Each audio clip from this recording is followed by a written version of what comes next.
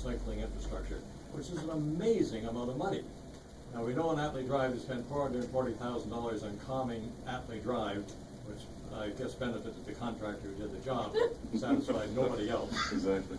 But, I mean, a tenth of that money is spent in Thunder Bay to create bicycle lanes almost all over the city. So what are they going to do with this $880,000? And how do we actually get to talk to our staff? Because it appears that council can't talk to them, it appears the city can't talk to them, and it appears that whatever they want, they get. Matt? Yeah. Hey, not seeing. Yeah. No, great point about Thunder Bay, and it is a massive amount of money. I think Toronto is talking about spending $325 million over the next 10 years. That seems about appropriate for Toronto, right? $800,000 a year in Sudbury can go a really long ways. We can make a lot of lines for that. We can paint a lot of lines. But the issue is that, you know, are those lines going to take away space for cars? Trucks. You know, you always hear the argument that in order to add bike lanes, they're going to have to expropriate property. Our lane widths are wider than the standards. Yeah.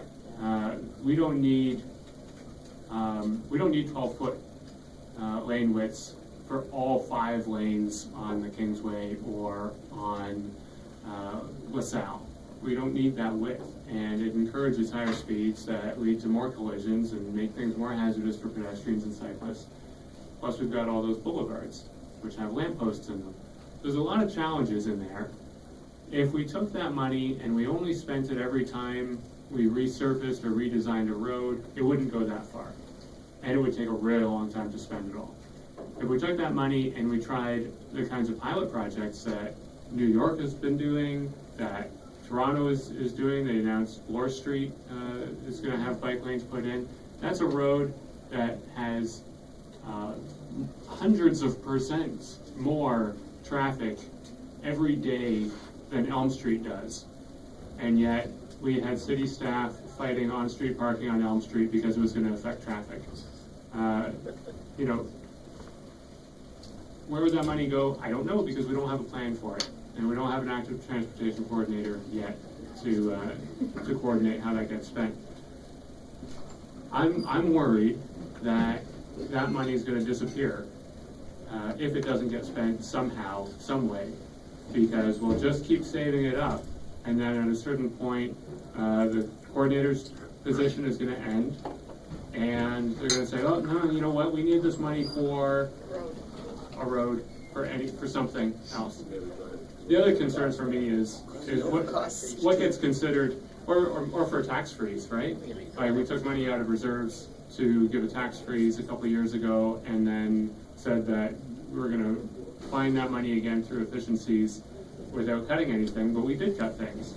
So, yeah, like I was saying, so Atlee Drive, Atlee had positive impacts on traffic speed and traffic flow, but they made these compromises with edge lines and bump outs that actually create more hazards for cyclists.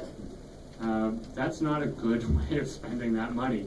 And edge lines that aren't dedicated space for cyclists actually become, and if they aren't the right width, that becomes more dangerous for cyclists than no lanes at all. So we need to have educated people who know what they're talking about, know what they're doing in the city, working away at that stuff.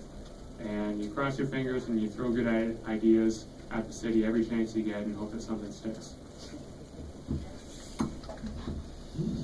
Okay, I want to thank the panelists. This has been very interesting, and thank you very much for your time and your input. And thanks to everyone as well for coming out and for participating. Your comments and questions were very much appreciated.